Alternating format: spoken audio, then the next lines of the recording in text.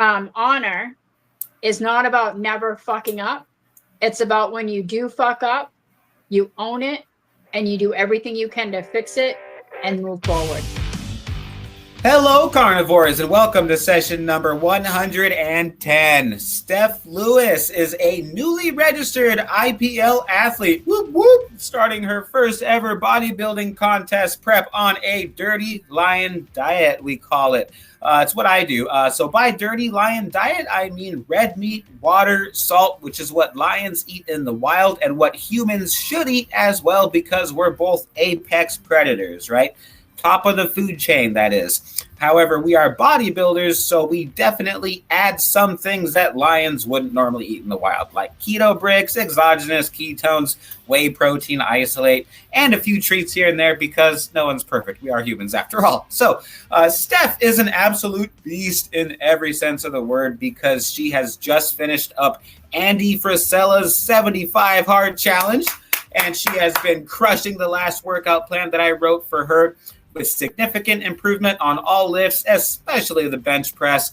And within the last 3 weeks, she has lost 2.8 pounds. She has decreased her body fat percentage by 0.8%. She has gained 0.4% skeletal muscle mass and dropped 5 sizes in her jeans. That's amazing. And technically, science says, depending on where your sources are, that's impossible to be able to build muscle and lose fat at the same time. But when you change to a proper human diet, your entire endocrine system changes. And so what maybe wasn't possible before now is possible. So we are going to discuss why she loves the carnivore way of eating. We're going to take a deep dive into amino acids and talk about a couple frequently asked questions that we've both been getting. How she makes this diet work for her, how she's made it affordable, and wherever else the Lord decides to lead this conversation. So with that, I'm going to turn it over to our very special guest this week. Stef, welcome to Carnivore Coach's Corner. Hey, Cole. Thank you. Thank you for having me, and thank you for such a wonderful introduction. I do want to say that on 75 hard is when I got most of my weight loss. So I started 75 hard as a size 10, and now I'm a size 4/6. And I remember seeing a podcast that you did with somebody where you didn't understand what the 4/6 was. Yeah, I was talking to Dr. Kiltz. Yeah. Women's dress sizes, it was Monday, I think it was. Women's dress sizes in the United States are absolute bullshit. So like in one set of jeans, I wear a size 4. In another set of jeans, I wear a size 6. So I call it a 4/6. You can also get a pair of jeans that the jeans itself are a 4 to a 6. Okay. So that's where that came from. I understand every single word of what you just said. No, I don't. But I think I pretty much got it. It's not as simple as you guys where you have a 32-inch waist and that's what you go with. Yeah, that's like way easier to be able to understand. So thank you for clarifying that. That does make more sense now. Cool. So you've been working with me for like coming up to close to 2 years now. And you've got to remind me again, please. How did you hear about me? Was it Instagram, podcast? Okay. It was Instagram. And I can't remember the actual post it was, but I remember seeing that you were talking about meat, steak. And I said, oh, are you a carnivore? And you said, yeah, I'm carnivore cult. And I'm like, oh my God, this guy actually has an idea what's going on. Yeah. Cool. So that was how we met. So that's how it all started. And that is how it all started. Since then, we've been talking pretty much every day, especially the last couple of months. I don't think we've missed a single day without texting every single meal and every single workout. You do your workouts, you write them in your logbook. I do my workouts, I write them in my logbook. We are on actually the complete opposite ends of the corner of the United States. So when you look at the map of the United States, we are at the furthest corners that we could possibly be from each other. But it doesn't matter. It's like you're right next to me. Like I feel like I'm training with you, and I feel like I'm eating meals with you almost. I mean, because we're texting each other while we're eating. And so as soon as it comes out of the frying pan. Yeah. And it's not something that ever overwhelms me. Like when I get text messages for you, I'm like, great. Like if there's time that goes by where I'm not getting text messages, hearing crickets, I start wondering if everybody's doing what they're supposed to be doing. But when my phone's blowing up, I know that it's usually good news. So cool. You've been eating like mostly ribeyes, right? I eat a lot of ribeye. I eat chuck eye too, which is way less expensive. I mean, it's like $5 less per pound. So, Yeah. and the chuck eye is just the end of the ribeye where the chuck actually connects to the ribeye. Yep. So you get some chuck eyes that literally look like they're just a smaller ribeye For a fraction of the price. For a fraction of the price, right? Yeah, because I mean, here in Maine, I bought ribeye last night. It was $18.49 a pound. But my husband and I will eat a ribeye together. We're like Jack Sprat and his wife because he does not like the fatty meat. So I cut the middle of the ribeye out for him, and I eat the stuff around the outside. Yeah. Yeah, Jack Sprat and his wife. That's what we are. Hell yeah. We'll get more to food in a little bit. 75 hard though. I wanted to ask you that. Why did you decide to start 75 hard? What made that appealing to you? Sound like fun, like a good idea. Well, 75 hard, it's not a weight loss challenge. It's a mental grit, mental toughness challenge. And after the year that I've had with the death of my son, things going on with my daughter, my grandkids, I decided that it was going to be a good place for me to start or to go to try to kind of gain myself back to where I had been before. And it helped me immensely because it made me accountable. If you miss one thing, you have to start over from scratch. Right. I am not a start over from scratch kind of girl. I am okay, let's pound it out, get it done, and move on with it. Yep. So that it was definitely for the mental toughness that I gained for it. I mean, and yes, I didn't lose a lot of weight. I mean, I think I lost like maybe 12 pounds through the whole 75 days, but that's where I dropped my 5 dress sizes. And the ability to just be able to get up and get it done and to know that I'm not accountable to anybody but myself. It cleared my brain so much. And I mean, I still have the anxiety and the trauma and all that shit to deal with, but it just made it so much easier. Yeah. I think most of our phone calls start with, how's your grief on a scale of 1 to 10? And then you ask me the same thing because I'm dealing with loss, not from death, but kind of in a different way. And so, well, I mean, yeah, the death of a relationship.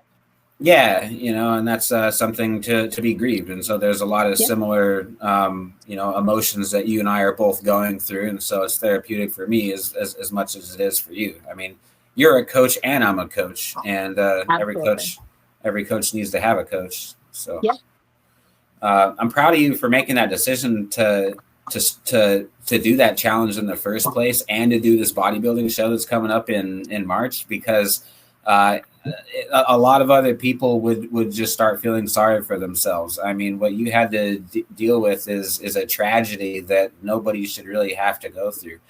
I actually did just lose my grandpa not too long ago, and I'm so sorry. I remember. Thanks.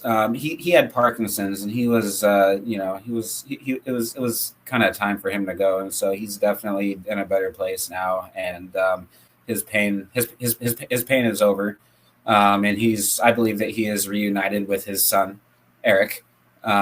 And Eric is someone that he lost. He had to bury his own son when he was a teenager, shortly after he graduated high school. So that was my uncle that I never got to meet, but will get to meet someday. And that's a tragedy that haunted him the rest of his life. And he still would have flashbacks, PTSD like you wouldn't believe. And this was, I don't know, probably 50 years after that it had happened, right? So to see you at these early stages in your grief doing so fucking well with it is actually really inspiring, because you're turning it into a reason to better yourself and a reason to a reason to move forward and a reason to take on new challenges. and something that pushes you because, you know, you're going to make him proud someday. I believe that. So, yeah.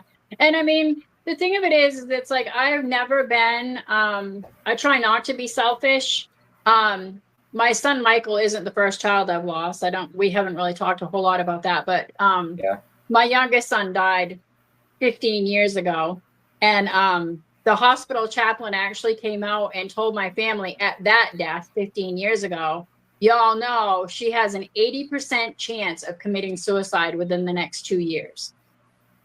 It's 15 years later, I'm still here and I've lost another child.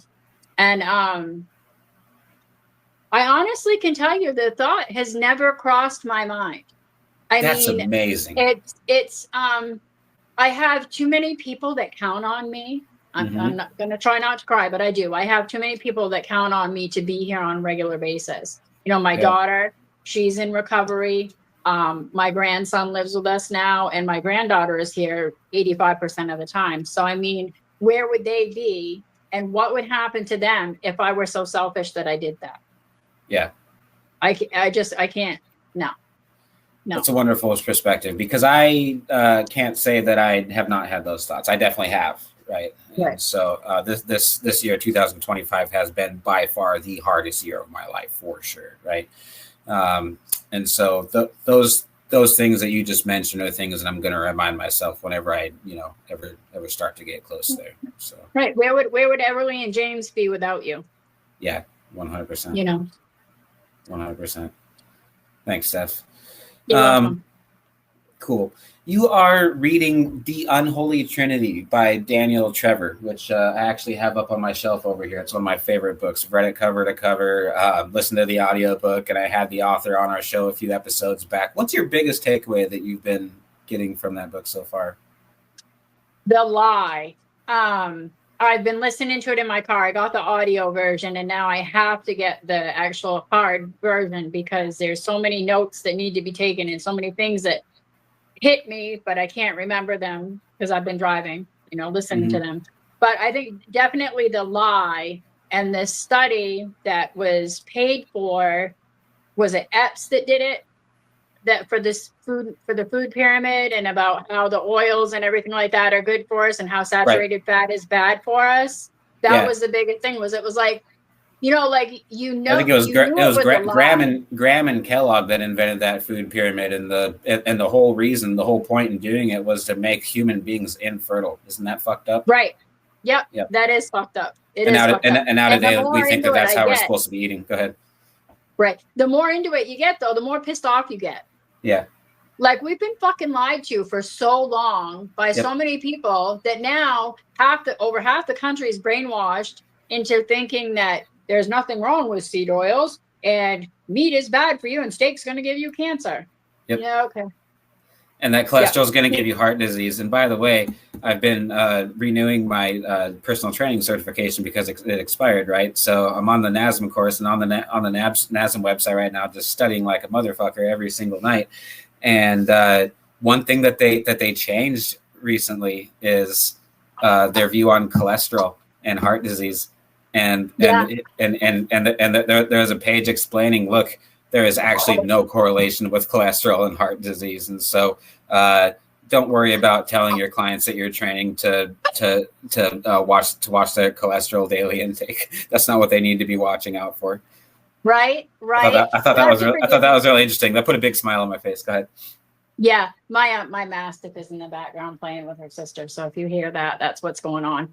And like, when I did my ISSA certification, they include a nutritional portion in it, but I had already done it. So it was just a recertification for me. And even when I first took my ISSA, I completely skipped the nutrition portion of it because I'm not going to waste my time reading and studying something I absolutely don't agree with. I'm just not doing it. I've been keto or carnivore, God, since I was like 25, and I'm 54 now.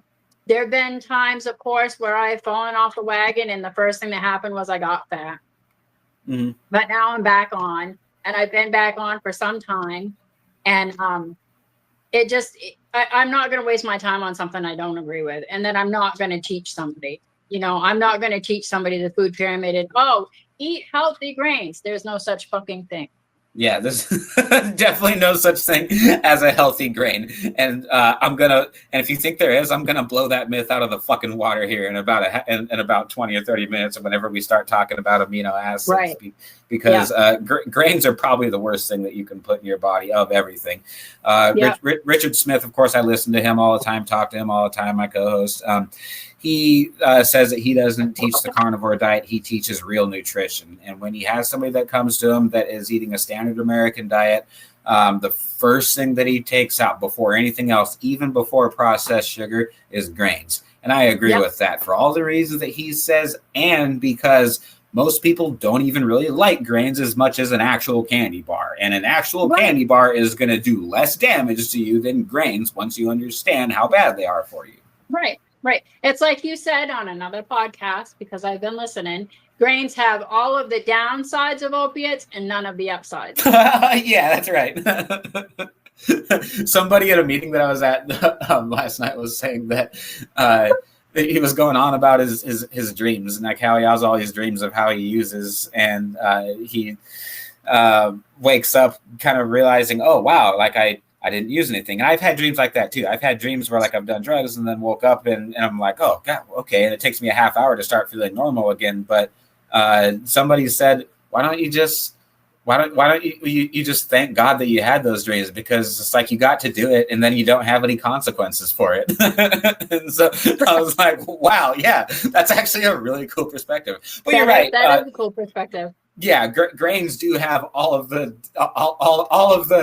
downsides to opiates and not the upsides. I've actually never done opiates though, so I guess I can't speak too much on that. Yeah, so last night I took a deep dive again into the nutrition section of the NASM course, and I was actually overall generally pretty pleased with their views on nutrition and on glycolysis versus fat metabolism and the differences between the two. But I think the biggest thing that I did disagree with was them saying that we shouldn't be prescribing a one-size-fits-all approach, which I guess you could argue that a carnivore diet kind of is a one-size-fits-all approach. But I believe that it should be, though, because I mean, there's no hormonal benefits that we get at all from carbohydrates, right? Fats are essential. Fats are an essential macronutrient. Protein is an essential macronutrient, but carbohydrates are not essential. They cause glycation. They damage the cell membranes, right? Red meat extends the length of the telomeres on the ends of your chromosomes, and so that's scientifically proven to extend your life. Scientifically proven that carbs shorten your life, right? So to say that a one-size-fits-all approach is not okay, here again, I disagree with that. Look at that just doesn't make any common sense. Look at any other animal species. Do they all have a different diet that works for them? Do you have rabbits that eat meat, rabbits that eat cereal, rabbits that eat grains, rabbits that eat bagels, rabbits that do the paleo diet? No. Rabbits eat, I don't know, grass, right? whatever rabbits are supposed to eat. That's the first animal that came to mind. Yeah, there's not a single lion that should do the Mediterranean diet. Right. There's not a single lion that should do the vegetarian diet for sure. Right. And yet, as human beings, we're the only animal species on planet Earth that is confused about what we're supposed to eat, and we think that everybody should eat something different. Makes no fucking sense. Right. Yep. And I mean, you can take it like that, like a one size fits all approach, but at the same time, all of your clients have different macros, right? I mean, you don't prescribe everybody the same fat to protein that you do me. That's true. Yeah, that's true. Right. So I mean, it is. I got everybody on different macros for sure. And here again, we are humans and we are imperfect, and so I'm talking about what's optimal. What's optimal? Gotcha. Red meat, water, salt for sure. Like, do we need anything else? No, way, not a chance. Except for very rare circumstances, because plants are medicine. I totally believe plants are medicine, but they're not food. Animals are food, right? We're apex predators. Apex predators means that you eat other animals, but you're not eaten by other animals. Right. So that brings but you know, some people need, like Dr. Kiltz, I was just talking to him, right? He has ice cream from time to time. Me, I have ice cream from time to time too. I blend up this protein powder, whey protein isolate from Metabolic Nutrition. It's made in the USA, and it's my favorite because it has the least amount of preservatives, and so it's the most bioavailable, and I love it. I'm getting stronger on all my exercises right now in the gym. I don't feel like I'm losing too much of my ab definition. They've definitely faded a little bit over the summer, but whatever, you know, that's well, okay. You're not getting ready for a show anytime soon, right? Yeah, so. Yeah, exactly. And like, I don't think anybody else in my life gives a fuck if I have abs or not either. Right. But, I mean, you've got bigger fish to fry. Yeah, I still got them. They're just not as chiseled as I normally like them to be, but whatever, I'll get over it. But yeah, my protein has just been 2 scoops and then 2 eggs, whole eggs, and then mix it up, because if you cook eggs, you cook most of the nutrients out of them, right? And so raw eggs, I just put them in like a coffee cup, really, is what I've been doing, and then a little bit of salt and just like a little bit of heavy cream, just a dab of it or a whole milk. And then I just stick it in the freezer and chop up a keto brick and mix that into it. And then like a few pieces of butter, maybe. Oh my God. It's like the best ice cream that I've ever had. Like, I swear that it's like better than ice cream from the store. And so that kind of satisfies my sweet tooth. And then outside of that, it's red meat, water, salt, eggs, and mayonnaise. I've actually been big into mayonnaise lately. I've been making my own mayonnaise. Do you want to hear the recipe for that?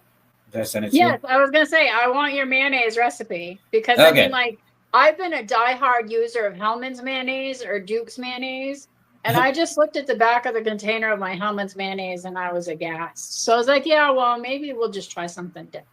Aghast. But you know, in the scheme of things, I mean, it's better than some of the other shit that I've put in my body, but you know. Well, I don't know, because if there is one thing that's worse for you than processed sugar, soybean oil. It's probably the worst thing that you can. Yeah.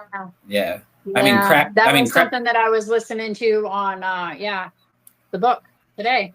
Yeah, I mean, crack, meth, heroin, and opiates are all probably worse for you than soybean oil, but soybean oil is also really bad too. You shouldn't do that either. So, MILTON MAYO is what I call this. Okay, here's a recipe: 4 cage-free eggs, 3 tablespoons of lime juice, 1 tablespoon of Montreal steak seasoning, 2 tablespoons of mustard, 2 1/4 cups of avocado oil. The reason that I use avocado oil more than olive oil is because there's more omega-3s. So for 2 reasons: one for texture and one for texture and one for health benefits. Right? Health benefits: omega-3s. There's way larger omega-3 to omega-6 fatty acid profile. So that's going to be less inflammatory compared to olive oil, which is going to be more pro-inflammatory, right? Also, the texture, oh my God, I don't know what it is. I don't know why, but it's not runny at all. It's thicker. It's like way thicker than mayonnaise from the actual store when you blend it up right. And even if it says real mayonnaise on it in the store, I've looked at every single, at least at Vaughn's here, which is owned by Safeway, and so. Vaughn's, Safeway, I don't know what you have up where you're at, but they do not have any kind of mayonnaise that actually has something other than soybean oil in it. I've looked at all of them. Right. So and all my friends and all my roommates here love mayonnaise too, and so I make it. So I make it for everybody. Made it at Thanksgiving actually too. But it gives you a texture and a consistency that's just very, very, very, very thick. So. And all you do is pour all those ingredients into a blender and then blend it all up. That's it. It's as simple as that. It's the best mayonnaise that you'll ever have. Trust me. Simple and yummy. Yep. Cool. I suspect you have to be careful where you source your avocado oil, because I mean, is avocado like olive oil where they kind of sometimes mix it if it's an inexpensive version? You would probably know better than me on that one. I just kind of look at the label and make sure that on the back it says that it's, that there's nothing else in it. Avocado. So I would double check. I suppose that, I mean, I think that most avocado oil manufacturers would probably be smart enough to know that if somebody's buying it, they're buying it for the health benefits anyway. So they're probably going to double check and see if there's anything else that's stupid in it. Right. You'd think there's a couple of different brands of olive oil though that I noticed just from reading labels lately, that it says avocado oil, or not avocado, but olive oil. And then you look at the back and it's olive oil and canola oil. And people think that canola oil is a healthy, and sunflower oil, one of the other nasty ones that you're not supposed to ingest. And it's like, yeah, just put that back until I find the one that says it's 100% olive oil. Yeah, it's so stupid because soybean oil, right? Soybean oil, canola oil, vegetable oil, they're all different words of saying the same thing. That's probably why they do it, and so that you don't think that it's all the same thing, and you can't pinpoint like the actual demon. But yeah, it's worse. It's worse for using sugar. It spikes insulin, according to Richard. I don't know where he cited his source on this, but I mean he's never been wrong before, at least not from what I could tell. But spikes your insulin more than the sugar, and it gets stored as fat. Yep. I mean, it's plastic that you're eating. It's like if you're gonna do that to your body, get your money's worth and just eat a chocolate chip cookie. Right. Well, then that has wheat in it and sugar. Yeah. Yeah. So, but I mean, there's a million different ways to say shit. It's still shit. Yeah. That's so true. That's a good point. All right. Enough of that shit. So, right. 2 frequently asked questions that I've been getting a lot here. And I assume that these are probably questions that you've been getting asked a lot too. Got to be careful saying that we're not nutritionists. Yes, this is a nutrition podcast, but I want to stay within my scope of practice. I am a certified personal trainer, not a nutritionist, not a doctor. So what we talk about on this show is our experiments, and we can make recommendations, but I'm certainly not going to give out any medical advice in terms of how to treat or cure any illnesses, right? Right. That being said, 2 questions that I get asked a lot is, can't you meet all of your protein needs with plants? And no. Don't you need to get all of your don't you need plants to get all of your vitamins and all of your minerals? No. Okay. No, which one? You can get everything you need from ribeye.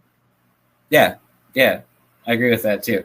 I'm not all the sciencey like you guys are, but I mean, I listen enough and I know enough that, you don't need to do all that stuff. And then we can go there with the whole toxic superfoods, where the things that some people think are absolutely the best things ever, spinach and kale. Oh, yeah. Oh my God. They don't have horns or hooves or teeth to kill you. They got to have something because they don't want to be eaten any more than that cow did. Yeah. Richard Smith, on his last video that he put up on his YouTube channel, destroyed the spinach argument. And he's citing everything that's in it, starting with oxalates, how poison it is to your body. People are eating spinach, force feeding themselves with it, thinking that it's fucking healthy. Why? Because of Popeye the Sailor Man. Seriously, that's probably why everybody thinks that it's good for you. But but when you look at the data, it's just that's not what it says. It's poison. You're eating poison. You can eat rat poison in small amounts and it won't kill you, And people are doing that to themselves. For a while. Yeah, not yet, but it does kill you. But it does kill you over time. Yep. Yeah, Dr. Anthony Chaffee believes that we should live to be around 120 years old, and I tend to agree with that. I like him a lot too. He's pretty cool. Every time I'm in the produce section of the grocery store, because I'm the only one in the household that actually sticks to mostly just meat, I'll be looking and somebody will want a salad, and I immediately in my brain have, what apex predator do you know that eats salad? Right. None. But lettuce is nature's toilet paper. Yeah. Yeah. Yeah. All right. Corn, all of it comes out exactly as it went in. Yep. So as we know, humans require essential, we were just talking about this, humans require essential macronutrients as well as micronutrients. And so let's start with macronutrients first. Macronutrients, protein and fat. Those are the 2 that are essential, right? You will die if you don't eat protein. You will die if you don't eat fat. You will thrive if you don't eat carbs, and especially alcohol. Alcohol is the 4th macronutrient, depending on who you talk to. And that is here again, like all of the all of the downsides of carbs, but none of the upsides to it. Like, it doesn't actually give you energy that carbs do. At least when you eat sugar, you can do something with that energy, you know, arguably something productive. And like the pretty much the only time year round that I eat carbs. I ate a lot of food on Thanksgiving, but I didn't eat any carbs, never eat any sugar. Why? Because it's just like an alcoholic, right? Same reason I don't consume alcohol. When I have any kind of alcohol, any kind of drugs, even marijuana, which, by the way, I haven't had any of the above in 123 days now as of today. Yeah, thanks. None of the above. Why? Because any single one of those things is going to create a craving, and that craving cannot be satisfied by anything else other than more of the same thing. So that requires me to stop and pray and ask God to remove that craving from me, instead of turning to something else to try to fix that craving, because it's just a never-ending cycle. Yep. So, I get that. The alcohol thing. I mean, like we talked, the second I got off of 75 hard, what was the first thing I did? Champagne. Monster mimosas with champagne. Worst fucking thing I ever did. I was like, I don't even like how I feel. Yeah, and your body just rejected it, huh? Yeah, and I did. I felt like I'd poisoned myself. And then there's past history that I have with alcohol and alcoholism that I'm just like, you know, I'm not going to put my kids through that. So I told John that I don't like how it makes me feel. And after I go to the gym and I do all of this work and I spend all this money on good groceries and stuff, I feel like I'm poisoning myself, and I'm just not going to do it. That's exactly what you're doing. You know, I'll be the DD. I don't mind. You know, I don't mind being the sober one, and he can do whatever he wants, but I'm not doing it. Not doing it to myself anymore. Yeah. Yep. 100%. And then guess what? When you consume too many plant products, too many of the wrong kind of plant products, and you get bacteria, you get yeast, you get fiber, all mixing in your gut, what does that make? Alcohol. Makes fucking alcohol in your gut. Yep. Yeah. So you can, and so you can start getting symptoms of an alcoholic and be just as addicted to those foods that are doing the same kind of damage to your body. And do any of those foods come from animal sources? No. No, they all come from plant sources. Exactly. Right. So protein, fat, both of those are both of those are essential. That's mainly what early humans, our ancestors, consumed, especially the indigenous tribes, right? That's all they had access to. Why does something that's sweet and sugary taste so good? Why does your entire body want it and crave it so much? It's because, especially around this time of year, getting close to the winter, like our ancestors would have to get fat to be able to survive the winter. So it makes biological sense. And, you know, when people say things like, well, is fruit healthy for you? Is fruit part of it? Like fruits and vegetables are healthy, right? Well, vegetables, certainly not. Vegetables don't even taste good. And so that should be your first red flag, right? But for fruits, the only time that fruits were in season is in the winter. And so that's kind of the only time that humans really should even be eating them. But they were meant for survival, because they do help you to put on body fat. They increase there's a sugar spike, and so there's an insulin spike that comes along with that, and then the fats that you consume with it are going to get stored in your adipose tissue, and we want those and we crave those because we didn't live in a society where there were donuts on every street and candy bars on every street corner.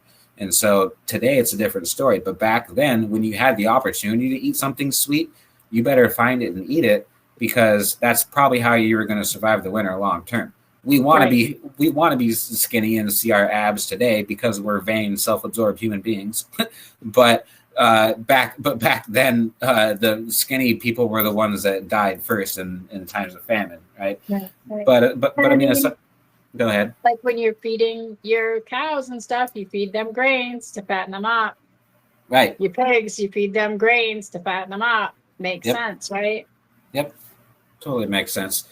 And so carbs, alcohol, not essential for life, right? Amino acids are the building blocks of protein. There are 20 amino acids.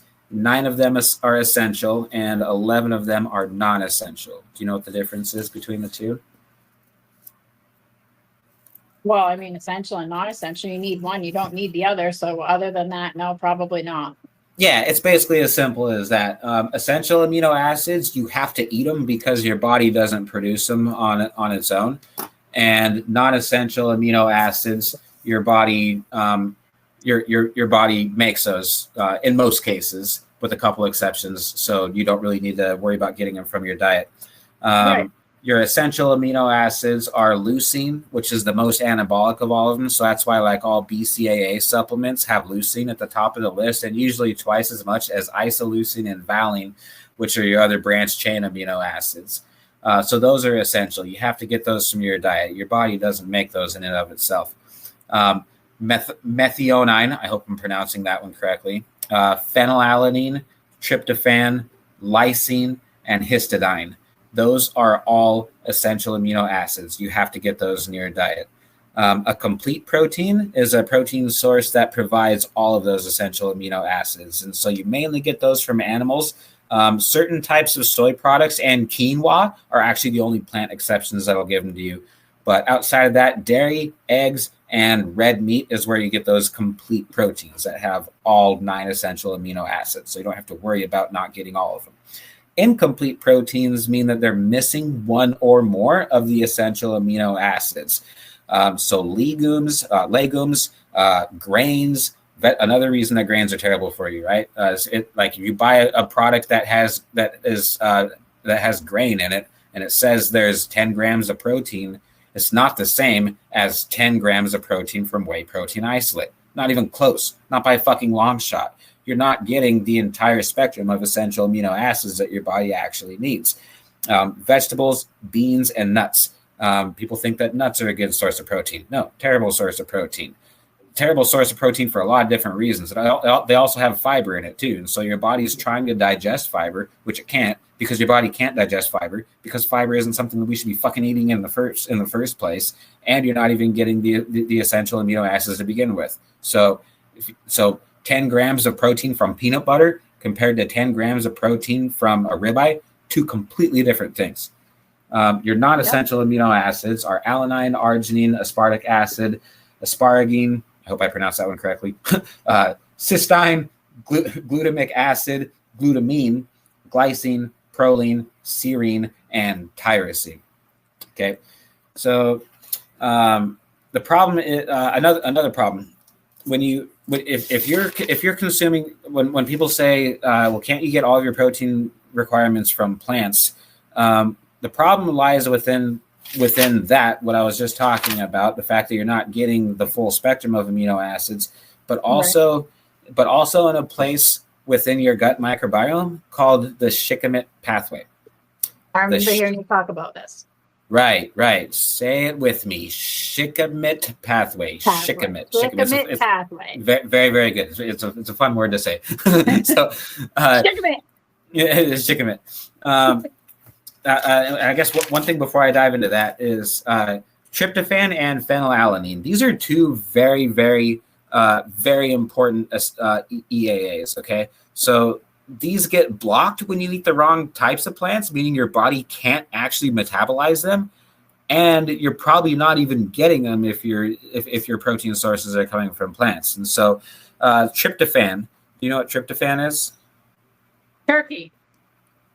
Yeah, you do get it from turkey. Actually, turkey is one is one of the main sources. Poultry, in addition to red meat and eggs. Big surprise there.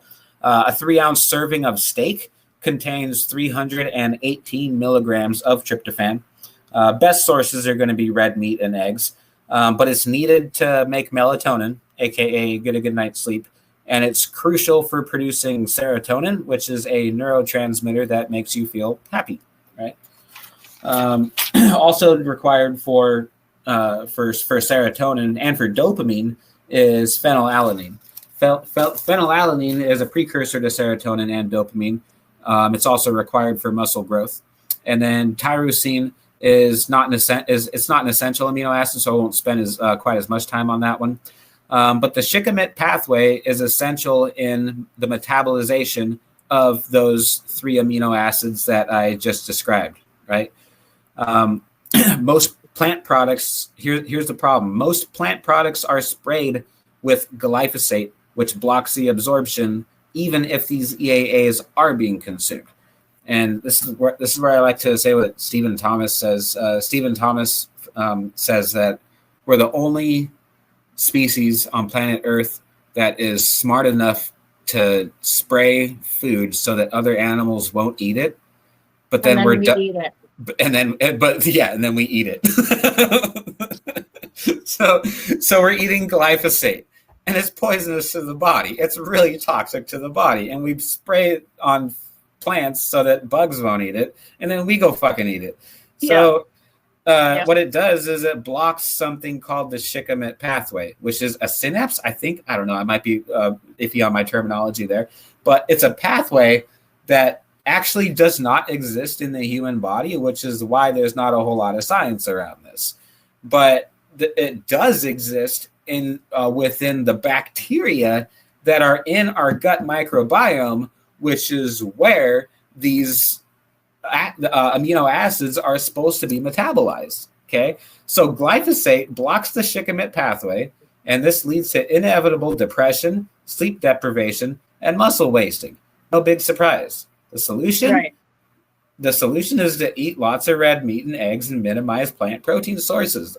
Here again, I can't say that's medical advice, but read between the lines. I mean, that's what I do, and I'm building muscle just fine. You're building muscle just fine, and losing fat at the same time. Your sleep is okay. My sleep is good. I'm not on any sleep medications. I don't see any reason to change it. So right, gotcha. Cool. Yeah, the whole glyphosate thing. That is pretty unusual. That like we spray our wheat crops with it. We don't think anything of it. It's a toxin.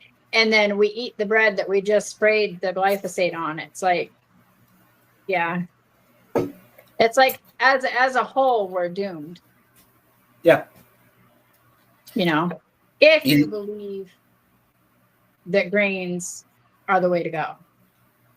Yeah. I think he says something in that book, The Unholy Trinity, about how that's why you see people standing in line waiting for if you're eating grains, you have to eat 3 to 5 meals a day, because that's the amount of time that it takes for the dopamine to wear off from that hit that you got from eating the food. It didn't satisfy your hunger, it satisfied a craving. A couple hours later, it's just like crack. That craving's back. It's just like cocaine. That craving's back. Then you want it, and you have to have it, and you have to have your snack. But you're also 35% body fat. Not you. I'm saying that hypothetically, this person is 35% body fat.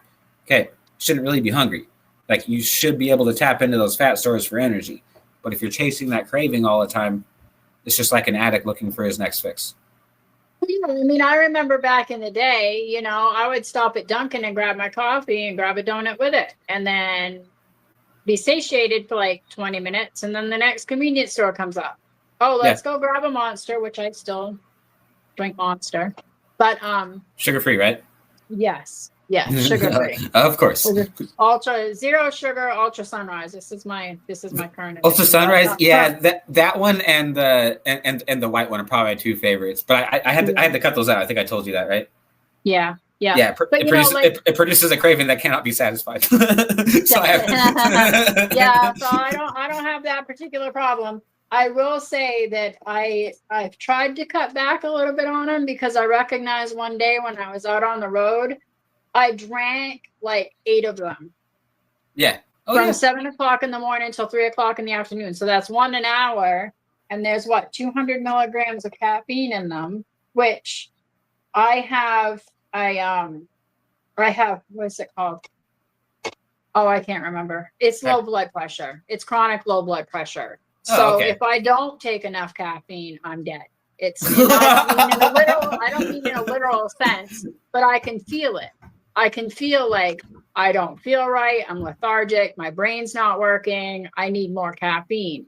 And instead of like drinking coffee when I'm out on the road, because you can't, I don't know where that is, but I just drink Monster, and there isn't as many calories in it. And, but I am working on cutting down, because it's erythritol. Yeah, So, I think you're right. Those are sweetened with erythritol, and there's certainly worse things that we can be putting in our bodies, and you and I, certainly have. But yeah, for sure. So let's keep things in proper perspective. But cutting back on the energy drinks will probably be something that would be good for your health and for your grocery bill too. That was the other reason I had to cut them out. So my caffeine consumption has been all metabolic nutrition pre-workout, and I cycle them. So I do the ESP once or twice a week. I do ESP Extreme once or twice a week, and I always try to put those on leg day. And then I do, actually, I've been doing just like a little bit of raspberry bomb every day, kind of around noon. And we were talking about this before we started recording a little bit, caffeine timing and whatnot. So I don't know if you wanted to spend any timing on this, but I can't remember who the guest was and even how to explain it. But I started doing this, and it actually changed my life. Like, I feel like a different person now. I've just, for years have been consuming some form of caffeine first thing when I wake up, right? I mean, like everybody does. But there was a guest on Robert Sykes's podcast that was saying that he waits until noon to have caffeine.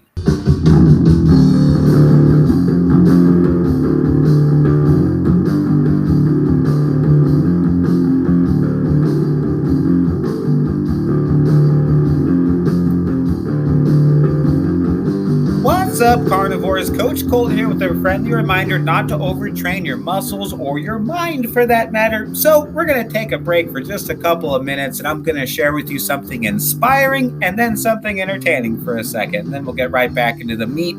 Every week we feature a listener-inspiring success story from one of you, and we call it LISS for short, not to be confused with low-intensity steady-state cardio. This week's listener-inspiring success story is from Robyn Miller, all the way from Kansas. Thank you for shooting this over to me, Miss Robyn, Mrs. Robyn, that is. Go back a couple episodes on this podcast. Actually, we just had her on her show. If you want to hear her entire story, go check it out. It's fucking awesome. So, ladies and gentlemen, here is Robyn Miller. The carnivore diet has taught me that I do not have to be reliant on food, and that just because I've always been big doesn't mean I always have to be big. I have never felt food freedom like I feel now. I'm about a year and a half on the carnivore diet, and the amount of freedom that I have is insane. People don't really understand how I can not have sweets and not have chips and things like that, and it's hard to try to make them understand that I don't miss those things. If I wanted to have them, I could, but I don't need them, and my body doesn't crave them the way that it used to. So I would say the one thing that I have learned the most from the carnivore diet is that it is totally possible to have food freedom and to allow yourself to be whoever you want to be. Thank you for submitting your success story, Robyn. Listeners, if you have an inspiring success story like what you just heard, send over a video or an audio to Rich or to myself, Instagram, email, whatever is easiest for you. We're pretty creative. We can get your message out so that everyone can hear it. The carnivore community is growing across the globe. The more we all share what's working for us, the more we all learn and grow from each other. And in other news, there is still no shortage of fraudulent coaches online that have no idea what they're talking about. So please beware who you listen to on social media. Clowns, bellends, blokes, whatever you want to call them. Here is another deceptive Instagram reel that was sent to me by one of our listeners. Keep them company, guys. Somebody needs to say something to these fake coaches that are spreading lies. So once again, send me whatever videos got you confused on your facts, and Rich and I will help you pick it apart. Here we go. Listen to this bullshit. Only reason you lose weight when you cut out carbs is because you're in a fucking calorie deficit. Time out. There's your first mistake. We're talking about calories again. Great to track those if you're a steam engineer. Terrible fucking advice if you're a bodybuilder. You see, here's what happens when you take out carbs. You have less water in your body. So when you hop on the scale, you're like, I lost so much weight, but you actually lost a lot of water. But Mistake number 2, you lose a combination of fat and water when you cut carbs because you have less inflammation, and of course you're burning fat at the same time because your insulin levels are lower. And I've never had one client complain about losing water weight. Who doesn't want to look less puffy? Is the reason why people lose weight cutting carbs out is because of a calorie deficit that you could still do eating the delicious bread, eating the delicious tacos, but also because carbs are a lot more water inside of your body. And mistake number 3, terrible food choices. Okay, so these burgers from my freezer are jalapeno burgers that my wife are gonna have tonight, and they taste better than most of the foods that you're describing. If you like bread, this is the bread that she makes. If you keep your carbs under 40 to 50 grams of that, you're probably pretty good. It's sourdough bread with 3 ingredients. She's the master at it. Also, these egg life wraps, if you like tortillas, they are incredible. They're so damn good. And so you can still eat all the foods that you really enjoy without stuffing your face with fucking carbs every day. So this is disingenuous because yes, you do lose water weight when you cut out carbs, but you don't only lose water weight. And it's not down to calories in, calories out. If you eat optimum nutrition, you reset your insulin sensitivity, you optimize your hormonal balance, and you put yourself in a fat-burning, muscle-building state. There you go, everybody. Can you believe that? All right, on a brighter note, back into the meat, into the podcast all about amino acids with Stef Lewis. But there was a guest on Robert Sykes' podcast that was saying that he waits until noon to have caffeine. And I was like, why? And the reason is because there's apparently certain hormones and energy hormones that your body produces first thing in the morning naturally. But if you consume caffeine, it thinks that that's its energy because it blocks your adenosine receptors, and then it tells you not to produce your own energy naturally. So you're inevitably going to crash and be hungry and tired around noon. And then you're going to need something sugary, something sweet, or an energy drink or something to boost you up and keep you going, like to be able to survive. So the first couple of weeks that I just kind of went on faith and tried it. And the first couple of weeks are hell, like really, really hell. But your body produces more norepinephrine when you do something that you don't want to do. Whenever you do something that you don't want to do, that produces norepinephrine. And so getting up and showering without any coffee, just like it's like I don't like doing it. I really, really don't. I actually do 50 body squats in the shower every single day, and I say a Hail Mary, which is I pray to Marys, right? And so it's that, and every single rep counts as one word of the prayer. So that gets me to 42 words, and then I have 8 more reps to go after that. So I know it's stupid, it's dorky, it's weird, but it's just like it gets my brain, soul, and like kind of spirit all woke up first thing in the morning. And I do it in a cold shower, and that produces a small amount of norepinephrine. Norepinephrine is a stress hormone. It's a precursor to dopamine. So you'll feel better later in the day, just kind of randomly, like seemingly for no reason, because you started the day that way doing something that you didn't want to do, instead of just waking up and dragging your ass over to the coffee pot like most people do, right? And so when you do that, you're sending a signal to your body that it doesn't need to produce its own energy throughout the rest of the day.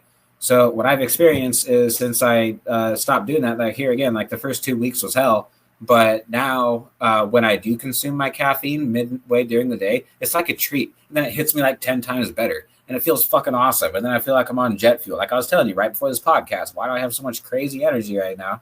Is because I took Richard Smith's Keto Pro. Casey and I are selling these too, by the way. And so, oh yeah, we got our storefront up too. Kind of, but not really. I'll get to that. I'll get to that in a little bit. Yeah. We just decided not to do a website because it's been such a nightmare. We've been having so many technical difficulties with it. You know how much sleep I've been losing from not having our website up. Like it's been taking forever, and we've been putting hours into it. Both of us like screaming and cussing at our computers, trying to figure out what's going wrong. Website crashes, whatever. And finally, we just said the hell with it. You know what? Do we even need a website? No, I don't think so. Everything that we have is on Instagram now. Not now because I haven't made the post yet. He and I just talked about this yesterday. We're like, why didn't we just do this from the beginning? So we have our Venmo account, which is his Venmo account. He is stocking all the products, everything that I'm using and posting on Instagram. Now I'm just finally getting back on social media because I had to take a much needed mental break for mental health reasons for about 4 months from Instagram. And I think that was a really good move to do that. But that's where our storefront is. You can see it on Instagram. Bam! All you have to do is Venmo Casey the price, and then he ships out of his warehouse in Boise, Idaho, and he has all of our nutrition, all of our metabolic nutrition products. They're all made in the USA. All of our Keto Pro products, because we are now the only authorized FDA approved reseller in North America for Keto Pro. That's awesome. Thanks. That was our project over the summer. That was a lot of his work and a lot of my work and a lot of phone calls to make it all happen. And a lot of legal hoops to jump through, but we finally did it. So it's like a dream come true. Yeah, I love my raspberry bomb. What do you like about the raspberry bomb? The within second energy hit and the brain clarity that I have, even that I don't get from coffee or that I don't get from my Monster. I do it in the morning a lot of times. Like, I wouldn't necessarily say it's fasting, but with the stress and with the grief, I have a lot of days where I can't look at a steak. This morning, I cooked my steak, poach, and my bacon, and it's sitting in the refrigerator because I took a bite of it and I thought I was going to hurl. So what I'll do is I'll just take a scoop of the keto bomb and I put it in kefir, like a cup of kefir. Yeah. And it tastes like raspberry yogurt. And it's so good and it's so low sugar. And the kefir, it's got the little beasties for your belly in it. So that's what I've been doing.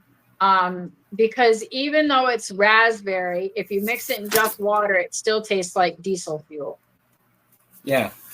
So putting it in the kefir, it's almost makes it more like a treat than it does something that I'm just taking just for my brain. So you're not a fan of the flavor of the raspberry bomb just by itself? No, I like it. I would say that it's still, I haven't tried the other ones that don't have the flavor. I did the raspberry bomb because it's got the trifecta of the MCT, is it BHB? BHB. BHB and the caffeine. So it's got caffeine. That trifecta, and we all know that caffeine. Only, sorry to cut you off. Only if you add MCT oil to it, because there's not MCT oil in the in the actual product. What is it that is in it? Caffeine. There's caffeine. 200 milligrams of caffeine, and then there's BHB ketones. There's your other exogenous ketones in there as well. I believe that there's electrolytes, but you do need to make sure you have having some sort of fat with or before it, which you are if you're doing the kefir. And I believe there's MCTs in those too. Don't quote me on that. Yeah. Cool. Yep. Wonderful. I thought there was like 3 different things that are in it, but oh well. Anyway. Yes, I like the raspberry bomb, and I mix it in my kefir, and that's how I tried it with water to begin with, and it was like stirring it up and slugging it, taking a shot of it like I was taking a shot of whiskey, and it was like, so in the kefir, it's much better. It's like drinking liquid. It's just yogurt. Yeah, I'm glad that you mentioned that. It's kind of hit and miss. Like, some people love the flavor, and some people kind of aren't really a huge fan of it. And I'm actually not a huge fan of it either, of the flavor. And so I always mix it with something else anyway. Either the metabolic nutrition PSP. That's a non-stim pre-workout, so then I'm not like stimmed out and like cracked out before I even start my workout, right? But that has a good amount of citrulline malate 2,1 in it, and so I get a good pump. And then the raspberry bomb has a good amount of BHB, exogenous ketones, and of all of the and this is something that even NASM, the National Academy of Sports Medicine, agrees with, is that BHB is like rocket fuel. It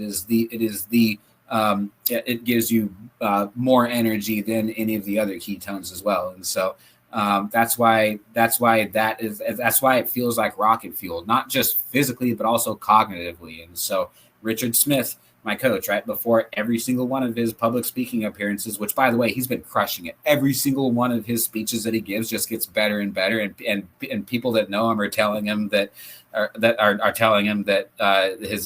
like this last speech that he just gave in South Africa is the best speech that he's ever given, apparently. So, oh wow, yeah, we've been watching his podcast too. John gets subjected to some of that stuff. When he has his television programs, I have mine. I like to be educated. Yeah. So I watch a lot of the podcasts and educated on real nutrition, facts. Right. You know, and it's all keto. It's Ken Berry, you, and the podcast, and then there's Richard, and then there's Anthony that I listen to for the most part. And then there's the obscure, you know, people that have done keto and how I did this and how I did that. You know, it's just different ways to learn because everybody's doing it differently. Yeah. You know. Yeah, totally. And then the reason why Raspberry Bomb is particularly helpful for athletes too is because when you consume coffee, when you drink coffee, I do drink coffee too, and so you know, I'm not perfect, but I try to get most of my caffeine. But the small amount of caffeine that I do get, I try to get most of it from pre-workouts because it doesn't have acrylamide in it. Coffee has acrylamide, and that is harmful to your muscle in terms of muscle recovery. So from an athletic perspective, Raspberry Bomb, the only thing that you want to be careful about when you're consuming exogenous ketones is it does shut off your body's endogenous supply of ketones, aka can kick you out of ketosis. So here again, have some coconut oil. That's probably like the quickest and cheapest way to get into ketosis, nutritionally speaking. That or butter, especially ghee butter. These are all high in MCTs and will help make sure that you get into ketosis, stay in ketosis, then you have the best of both worlds. So I have to laugh. When you say coconut oil, I think of the coconut oil experiment that you did. Remember that? Yeah. When you got the whole jar of coconut oil. Yep. And I went through that thing really fast. And did I get fat? No, it's because your body just like it's because it increases your metabolism. Yep. Yeah. That's why we don't track calories. That's why I started chuckling when you were mid-sentence. I wasn't trying to be rude. I was just like, I had that picture in my head of you in the big jar of coconut oil that they had in Walmart. Yeah. Yeah. That was fun. And I didn't realize like how many different things you could use coconut oil for too. Like it's good on everything. Like, you know, I was putting on like steak, like it was butter, and I just tried to see how fast I could go through. I think I went through that entire giant tub in a week, right? Yeah. It was pretty quick. And I think you looked the better for it. It didn't do anything negative, that's for sure. Thanks. Certainly filled me out. Tastes good too. Yeah. Maybe I should do it again. I couldn't imagine like putting it on steak though, because it does have that. If you get this stuff that's like not refined and processed, it does taste like coconut.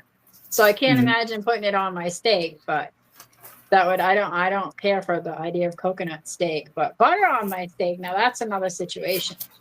That shit's good. Yeah. Do you have a favorite brand of butter that you use, or just whatever's cheapest?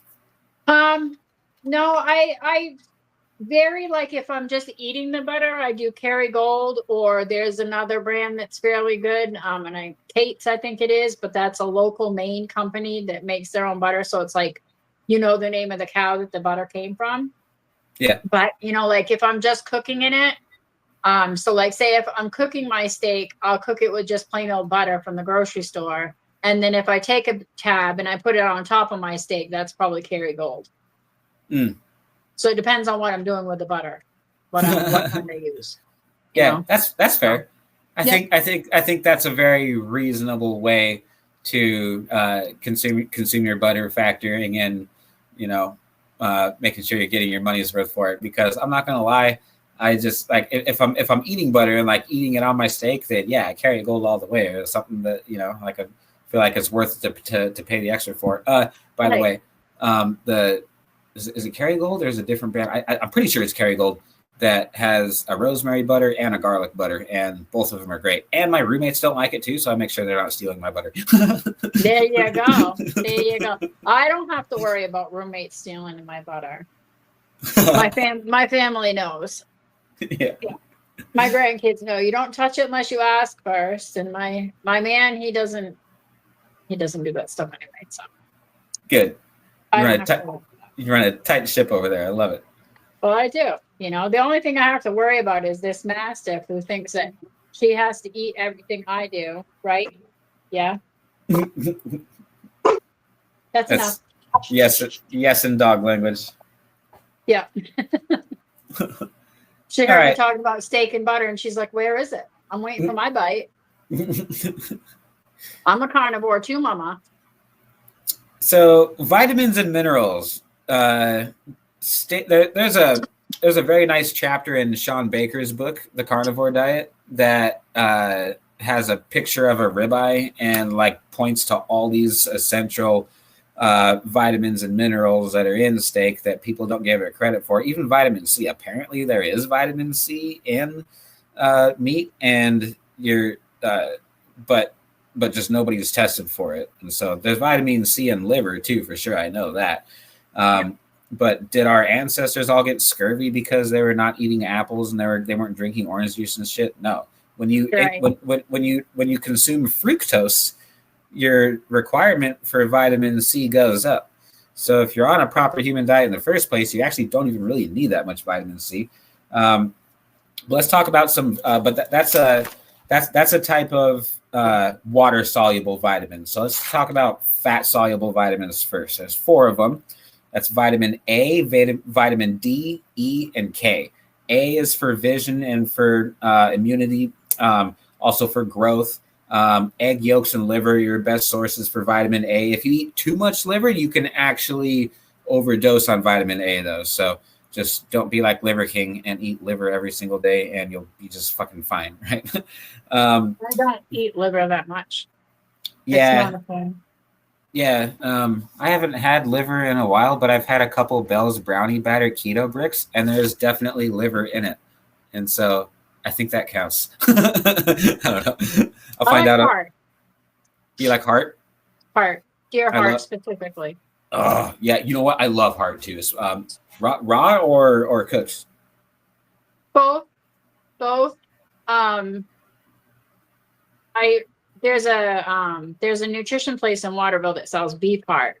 I haven't had a deer heart for a while, but beef heart, I just slice it up like it's steaks, and then just fry it real quick, flash fry it on either side. I'm not real big on raw meat. That goes back to my history and some trauma that I've had in the past. But yeah, I like it. I say I don't like raw meat, but I like my steaks and my heart just seared real quick on each side so that if you kind of poke them, they might still move. You know? But I don't do a lot of raw meat. Like I cannot stomach raw hamburger.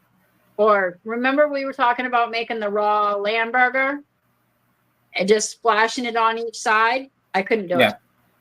Couldn't do it. It's a texture thing. Yeah. See, for me, it's a texture thing. I love it. Lately, what I've been doing this for like the past 6 months now is searing the shit out of one side of it and leaving the other side completely raw. So like all of my burger patties that I'm doing, I'm eating like mostly burger patties right now. I don't have a source of heart. I was eating heart like crazy over the summer because I actually love it. And I think it's a great carnivore hack. Beef heart or lamb heart if you can get it. But even just beef heart from Winco when I was living in Portland. That's what I was doing on my last contest prep as I was eating heart every single day because it's so lean and so it's great for cutting if you're getting ready for a show. And it also has quite a bit more nutrients than adipose tissue, but it doesn't have an insanely high amount of vitamin A like liver does, and so you're not really worried about overdosing anything. The fat that's within the heart is super, super good for your hormones. Those are some long chain fatty acids. And so those are the best things that you can do for your natural testosterone levels, right? And so it's probably the best thing that I did for my prep. The cost is a fraction of what you would pay for even burger meat, right? Because it's hard, like nobody wants it. And so when when they were out, I would actually go and ask if they had any more in the back. And there was a lot of times like, oh, well, yeah. And then they would come back with a whole bunch freshly sliced for me.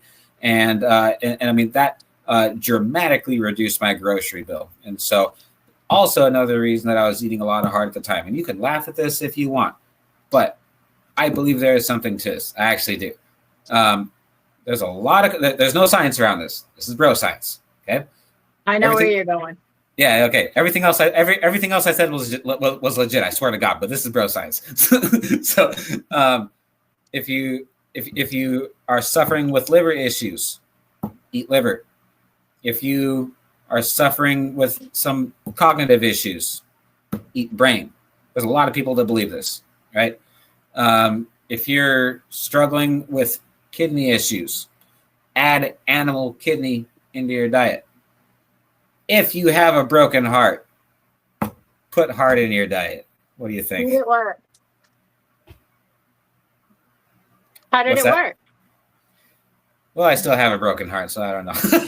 But I think it helped. Right? It got me shredded to the bone, the most shredded I've ever been in my Yeah, life. That's for fucking sure. Yeah. Like Was that what that yeah. Is that what you were eating when you got your pro card? Yeah, I was eating heart back when I got my pro card back in November, but over the summer I was eating heart like basically every day, and I got like even way more shredded than that. And so, yeah, that was thanks for asking.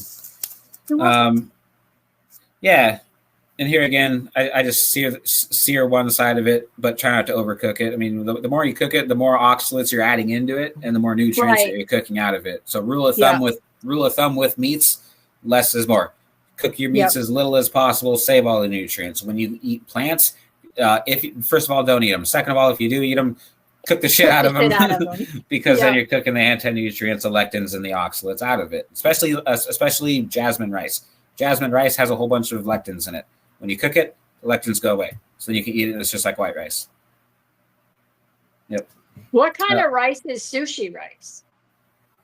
White rice. That's just like a short grain sticky rice, isn't it? So that would have like, is that going to be considered like a white rice? And I'm asking because I do sushi once in a while. Mm-hmm. So, the last time I got sushi was before a Cocaine Anonymous meeting, a men's only meeting, and so we always go out to dinner before the meeting, and I can't remember the name of the restaurant, but it was amazing. And I did definitely have a couple rolls that were tempura a couple bites of rolls that were tempura because, like, how can you not? But the rolls that I ordered were riceless rolls. So you can always ask for a riceless roll, or just to ask to have them not put any rice in your roll if you're concerned about it. Okay. I mean, I don't do it that often anymore, but once in a while, like, because that was one of my late son's things, was we went to a specific restaurant. We would have sushi every once in a while, and it was just the different rolls, and it is what it is. I don't do it that often, so. Yeah. Cool. Next fat soluble vitamin is vitamin D. That's for calcium absorption and immunity. Fatty fish, egg yolks, dairy. Those are your best fuel source. Those are your best food sources for that. Vitamin E, antioxidant activity, protects DNA, red meat, eggs, and oils. Vitamin K, bone and blood health. Red meat is by far the best source for that. Any surprises there? Nope. Okay, water. Those vitamins I just mentioned, you have to have fat with it. And so here again, if you're eating an animal, you're eating the fat with it. If you're eating plants that have vitamin K, is your body absorbing the vitamin K? No, because it's fat soluble. Exactly. Unless you're adding butter or adding some sort of fat to the fruit smoothie or the spinach smoothie, which you shouldn't be eating in the first place, again, for like a million different reasons. But that's another reason that you may not be absorbing those nutrients as efficiently as you should be. Water-soluble vitamins, vitamin C, antioxidant, collagen synthesis, immunity. Cranberries, citrus, kiwi, strawberries, cantaloupe are all your best food sources for that. Here again, those all increase your need for it, though. Steak. I supplement it. I supplement it. You supplement it? Yep. I take a woman's once daily 50+ Centrum vitamin. Yeah. Just because, just for shits and giggles. Yeah, probably a good idea. I mean, it's not going to kill you, right? Right. So, well, we can hope, right? Yeah. Shouldn't say that. Unless there's soybean oil in it. Be careful if you're getting. Oh God! Now I'm gonna have to go look at the ingredients. Yeah, but seriously, be careful. Like that, you'd be surprised how many vitamins have soybean oil in the fucking capsule. Oh. All right. Vitamin B1, which is thiamine, is important for energy metabolism, anti-inflammation. Most meats, fortified cereals. But here again, if you're eating fortified cereals that have these nutrients added to them, are they going to be as bioavailable as something that's in the adipose tissue of meats and fish like nature intended it? Yeah, it's not going to be bioavailable to me anyway because I'm not buying it. I'm leaving it at the grocery store. Yeah, even better. Vitamin B2, vitamin B3, vitamin B6, vitamin B9, vitamin B12. I'm not going to go through each one of these in detail because B7, B5, that's all the rest of the water-soluble vitamins. They all contribute to energy metabolism, and some of them, depending on which ones they are imported, they are needed to be able to convert tryptophan to niacin. Back to our tryptophan conversation that we just had. DNA, RNA synthesis, cancer prevention, methylation. These are all things that B vitamins are important for. Best place to get B vitamins, you guessed it, red meat and eggs, and then dairy, depending on which ones. So if you are looking, so in terms of vitamins, does a species appropriate diet, a meat only diet, a lion diet provide everything that you need? Yeah, definitely. Yeah, absolutely. Yeah, from what I can see. Okay. Minerals. Do we have time to go into minerals? I don't think we really do. It's up to you. Okay. I have time. Well, I kind of wanted to let's circle back to it if we do have time. Okay. We gotta wrap it up in about 15, 20 minutes. Okay. Self-compassion myths. I was at a Alcoholics Anonymous meeting earlier this morning, and the leader had us all do this exercise. We went through this worksheet that I texted you a few hours ago before we started recording on self-compassion. I like that a lot better than self-care too, by the way. I do a lot of self-torture. Right? Don't we all? That's one of these, actually. It's one of these myths. So there's so we did an exercise where we would go over a myth and then go over the fact that research shows that cognitively, isn't really what's happening. And then there's a question for discussion after that. And so I'm just going to go ahead and read all these myths to you in rapid fire. And I want you to pick 3 of them that you like. Okay. So I'm ready. Yeah, I mean, you might have to I didn't think this through very well, so you might have to write like pretty fast as I'm talking to be able to do that. But just let me know which one speaks to you the most as I go through it. So this is a fun exercise. It was a good conversation. So I'm going to read to you 9 myths right now. First one: being kind to myself will make me weak. Myth number 2: if I stop criticizing myself, I will lose motivation. Number 3: self-compassion and complacency are the same. Number 4: self-compassion is selfish. Number 5: a good caregiver should not need compassion or rest. And I might reword that to: a good coach or a good personal trainer should not need compassion or rest. That's number 4? Yeah, that was number 5. Number 5, okay. And the other one, self-compassion is selfish? That was number 4? That was number 4. Okay, so far 4 and 5, okay? Okay. Pushing through exhaustion is a sign of strength. Number 5, 6, 7.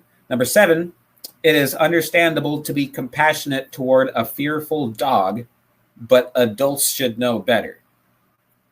Okay. It's kind of weird, whatever. Next one is number 8.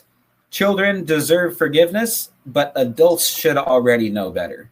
And then the last one, number 9, is self-compassion is just positive thinking. Mm-hmm. So we're gonna dig into the ones that which ones I guess just resonated with you the most? Self-compassion on 4, 5, and 8. So self-compassion is not selfish. You have to be able to take care of yourself before you can take care of anybody else. So you have to have self-compassion with yourself. You have to give yourself grace. Mm-hmm. No, in any light. I mean, I can think of off the top of my head what I'm going through right now, and I have to have self-compassion for myself. If I didn't, I would be a lot worse than I am. And I'm going to look over at John, and he's going to roll his eyes. But, and then number 5, grace. The Bible says that. I like that you use the word grace. Paul wrote. Well, I don't know if Paul wrote the book of Hebrews. It's like super debatable who wrote the book of Hebrews, but Hebrews 13:9 says it is well that the heart be strengthened by grace.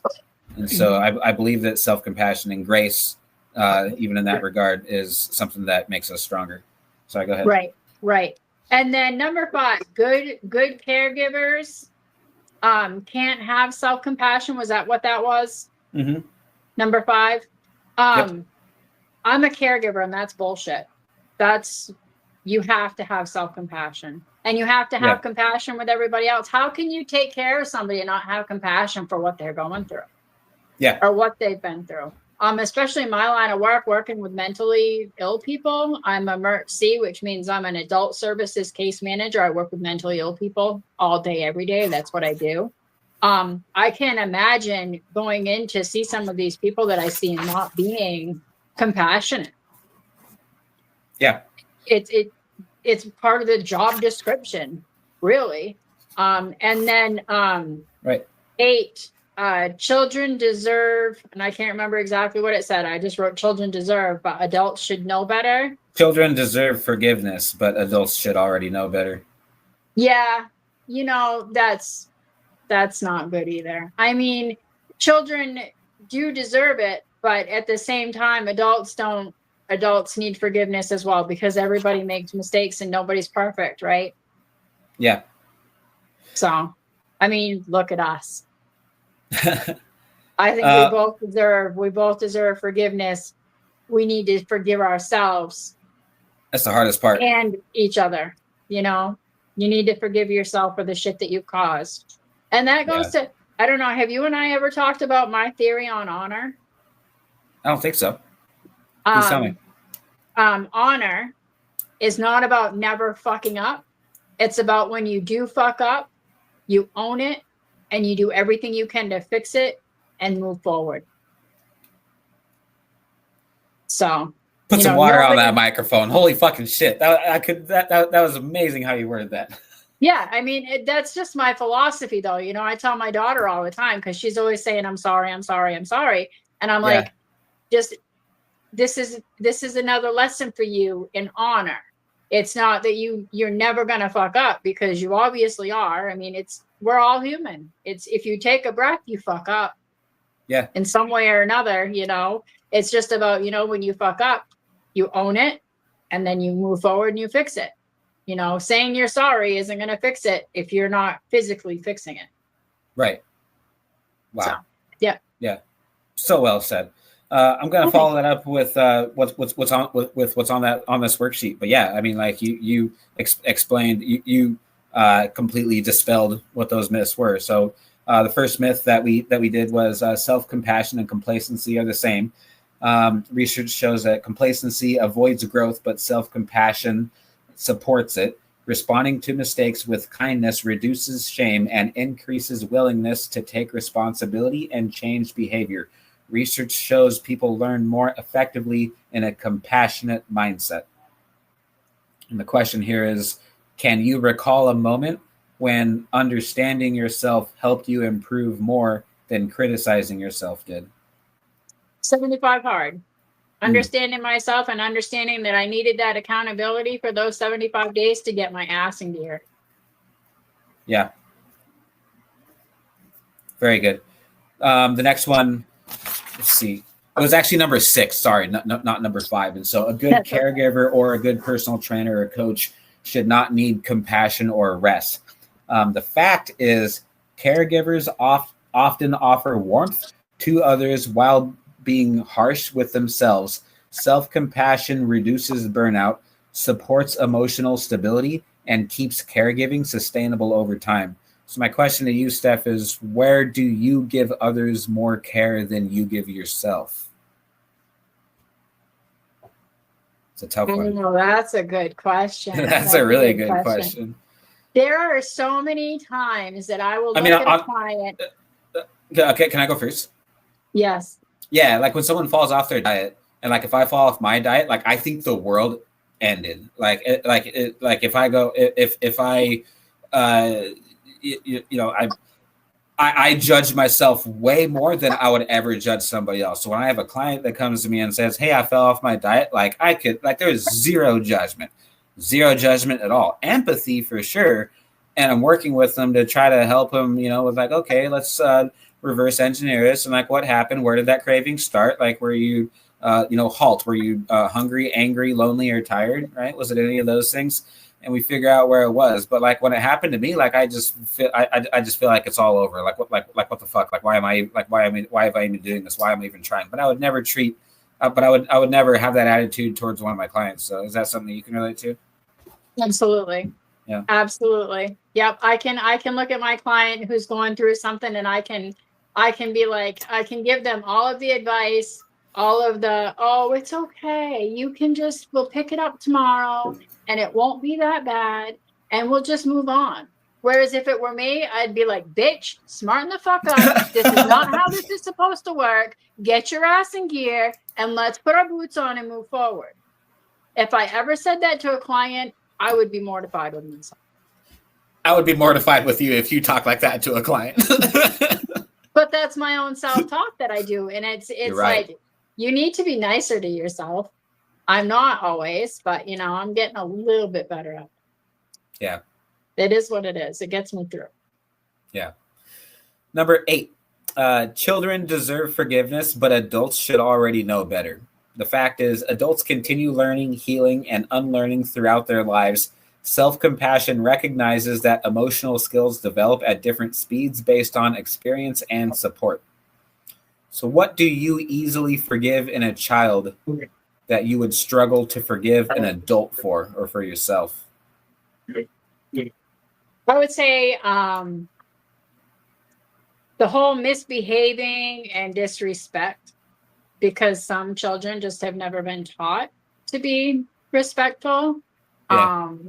And in my mind, you're an adult, you've been taught to be respectful. You've been taught to be decent to other fellow humans. Some children have not. And that's where they deserve grace. They deserve the forgiveness. They deserve the forgiveness, but they also need to be taught the right way. Yeah. Yeah, I agree. That's great. Cool. That was a fun exercise. Thanks for doing that with me. That was fun. I'm glad that we did it. I was just kind of off the top of my head. I was like, I was in a meeting thinking about what we were going to talk about tonight, later this afternoon. I was like, you know what? Hell yeah! Like this is something I think that we should discuss. So that was fun. Cool. Last thing then. I guess we do have a little bit of time to get into minerals. Vitamins, minerals. Does steak give you everything that you need? Does red meat give you everything you need? Well, I don't know. Let's go through the list. And so there's 2 different types of minerals. There's major minerals, and do you know what the other one is? Minor minerals. That's what I thought too. Trace minerals, but yeah, basically the same thing. So major minerals are present in larger amounts than trace minerals. So it has so the definition of the word has to do with how they are present in your body, and not in terms of like how big the molecules or the substances are themselves, right? So minerals are inorganic and vitamins are organic. That's the difference between the two. So minerals, calcium, you need that for bone health, muscle muscle contractions, nerve signals. I'm having a hard time reading my own handwriting. Blood pressure regulation, immunity. Best sources are dairy and fish with bones, actually, and so like anchovies and things like that. Also red meat, but that goes without saying. That's true. That's true of all these. Is you're going to find all of these in red meat. Phosphorus is for bone health, cell structure, DNA, RNA production, acid-base balance maintenance. Meat, cocoa, beans, legumes, dairy, those are all going to have phosphorus. Magnesium is a coenzyme for many metabolic reactions, muscle relaxation, ATP synthesis, immunity, and nerve signaling. Dark greens, nuts, seeds, avocado, seafood, dark chocolate are your best sources for that. Sodium, best sources are table salt, obviously. Natural sea salts like Celtic sea salt and Baja Gold are going to be your best sources, and that's going to give you a decent amount of other electrolytes, especially magnesium as well. Metinicus salt. Metinicus salt. What's that? Metinicus salt. I think I told you about it. Out the island where I'm from, there's a girl out there, and she has a salt farm. She actually takes water from the ocean that I was baptized in. They dry it out, and it comes. It's awesome. Oh, that's incredible. I put it on everything. Yeah. Do you do any kind of like special flake salts or anything fancy ever? Redmond's, and that's about as fancy as I get, because the Metinicus salt's rather expensive, but it's from the ocean that I was baptized in, so it's all good. Yeah. Do you use a certain type of Redmond's or just the regular fine? Just the regular fine Redmond's. Yeah. You should try their kosher. It's fucking amazing. Is it? Yeah. Do they have I use Himalayan salt too. The Himalayan pink salt.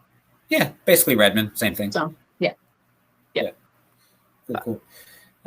Potassium, dark leafy greens, fruit, vegetables, most meats is where you get potassium. Fluid and electrolyte balance, nerve signaling, muscle contraction is what that's important for. Chloride, it's important for hydrochloric acid production, which takes place in your stomach. It's important for digestion. Fluid and electrolyte balance. Table salt, processed foods is where you can get chloride. Sulfur is it's a component in structural proteins. Meat, dairy, eggs, legumes are your best places for sulfur. So that takes care of all the major minerals. And then trace minerals, there's a few more of them.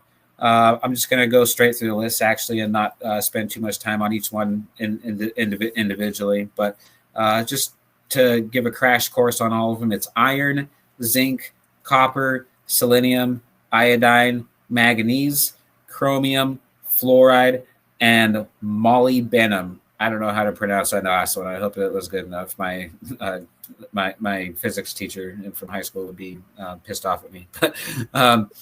The functions of all these trace minerals ranges from everything from transporting and releasing oxygen as a part of hemoglobin in red blood cells.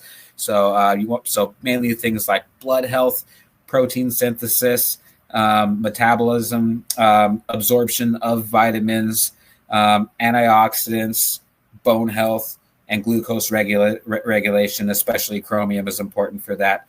That's essentially what all these trace minerals do for body, right? Your best sources are animal proteins and shellfish.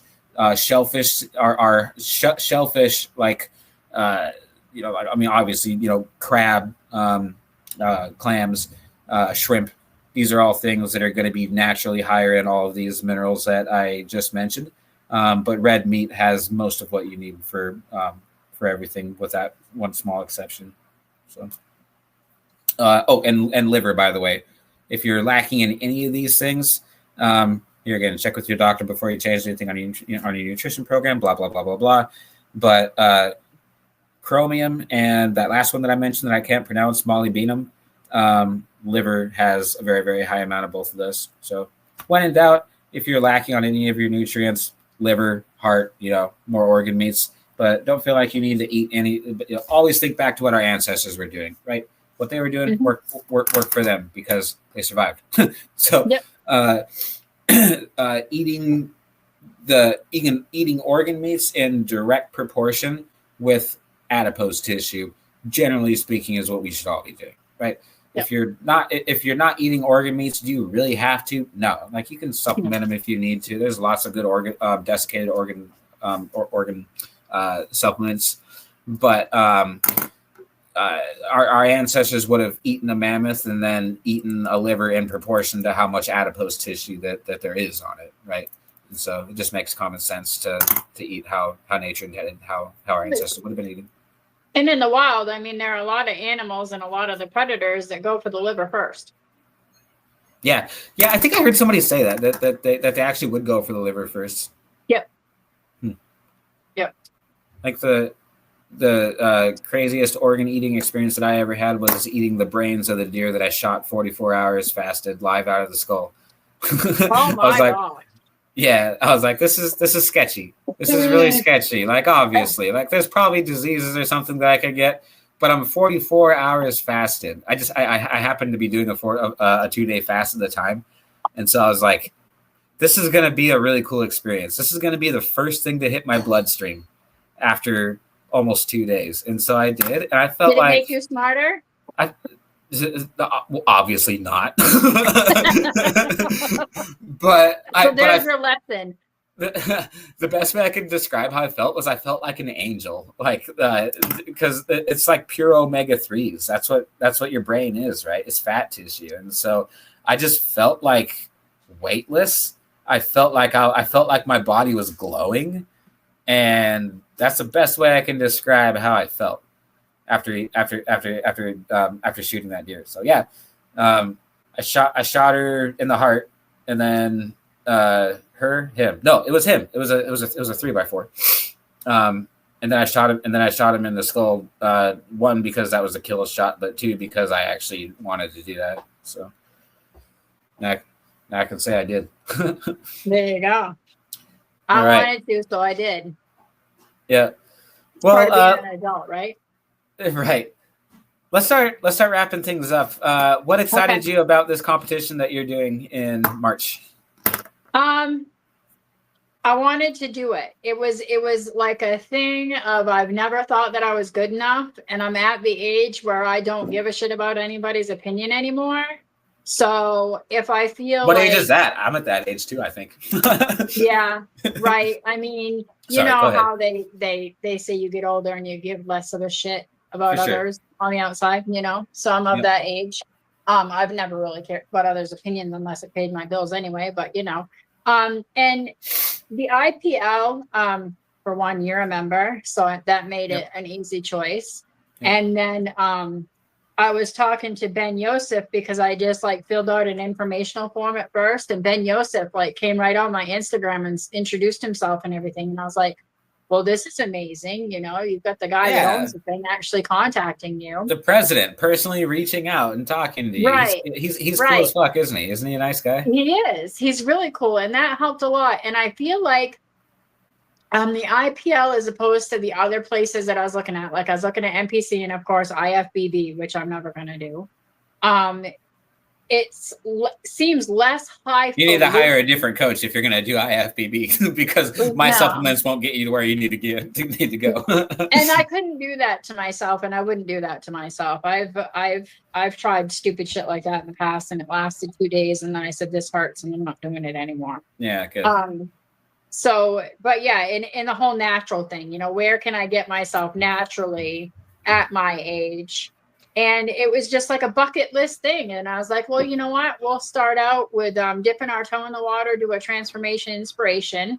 I mean, my story is pretty traumatic. So, I mean, for me to be able to go through what I've gone through and to hear the things that I've heard and seen the things that I've seen, it was an easy choice.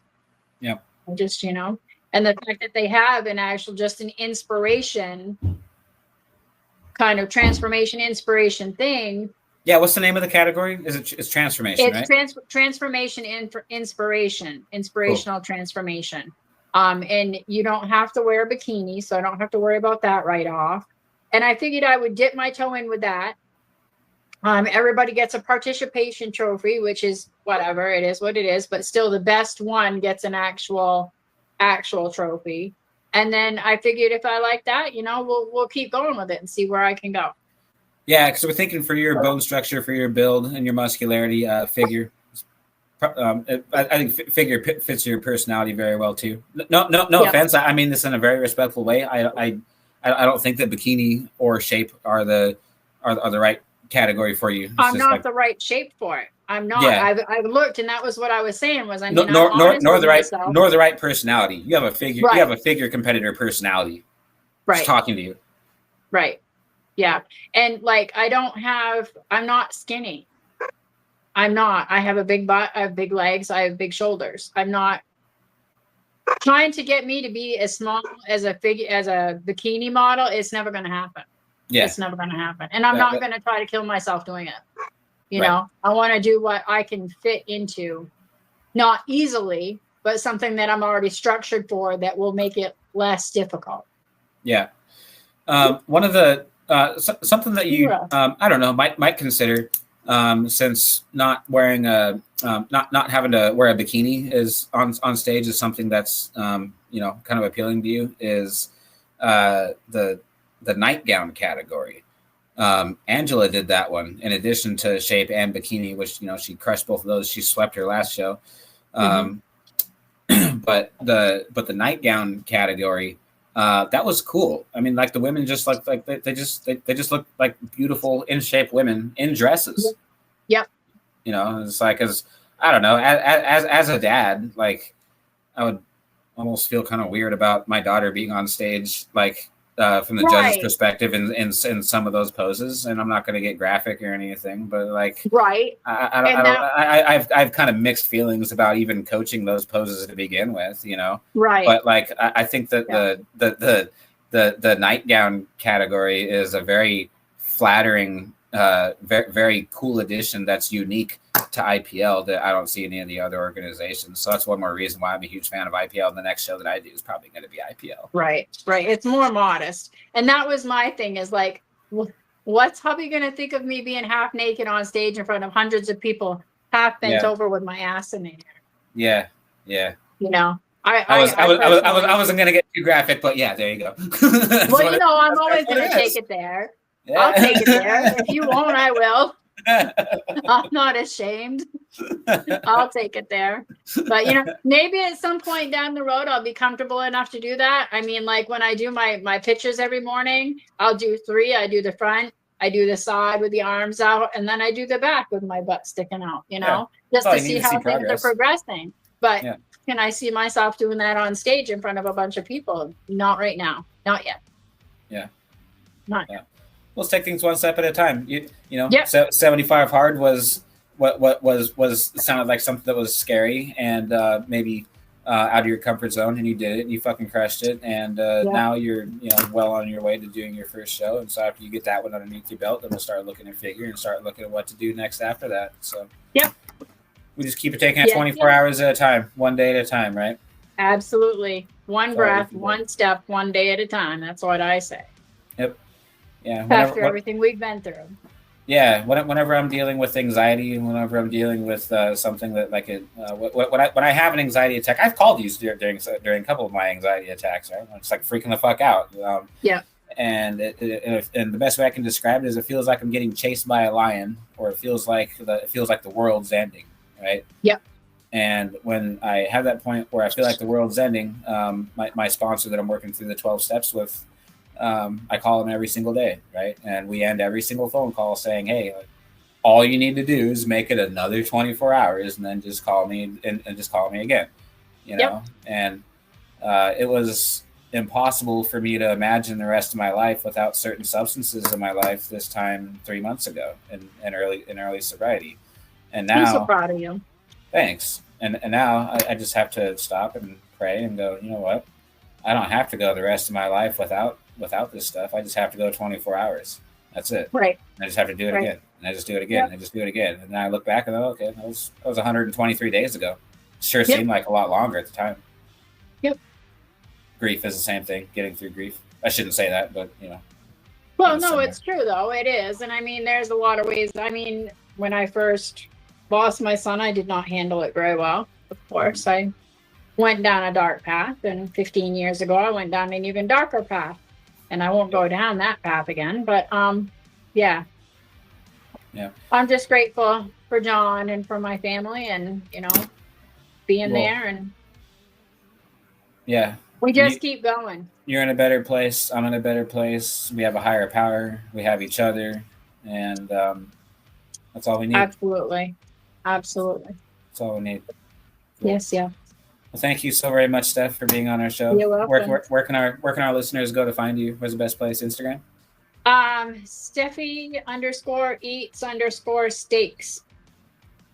There you go, Steffi everybody. Eats Steaks. I love it. Yep.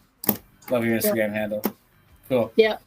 Well, we're going to be chatting later today. I'll text you a picture of my dinner. You text me a picture of your dinner. You know, same shit, different day. And let's just keep taking this one day at a time. All right, champ? Absolutely. Yep. You're going to crush this prep. I know you are. So proud of you. Thanks again for all your wisdom and for everything that you shared and for all of your time. I don't take it for granted. It's truly truly an honor, not just coaching you, but having you on my show. So thanks again. It's been an honor to be here.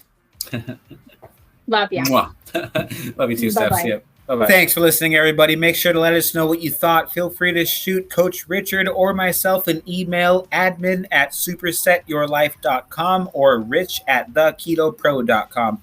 You can send us a DM on Instagram. Richard is @RichardAnthonySmith, just like it sounds. I am @ColtMilton. The business account for product purchases which support the show can be found at primalcutsfit. That is PRIMALCUTSFIT. That's the new account that we were talking about with Steph just a few minutes ago. Rich and I both offer private one-on-one consultations as well as monthly coaching services for those that are serious about getting some real results. The first call, if you've never booked with either of us, is always free. If you're one of our listeners, we would love to hear your story, answer your questions, and help you out in any way possible. Carnivore coaching has been a cause worth dedicating our lives to. It's who we are, and we would be honored to help you experience what this lifestyle has done for us, our families, and our clients. Share this with a friend if you found it helpful, and we'll catch you later on session number 111. Until then, say this with us: eat like a lion, live like a lion. Love you guys. God bless. Have a good week until then.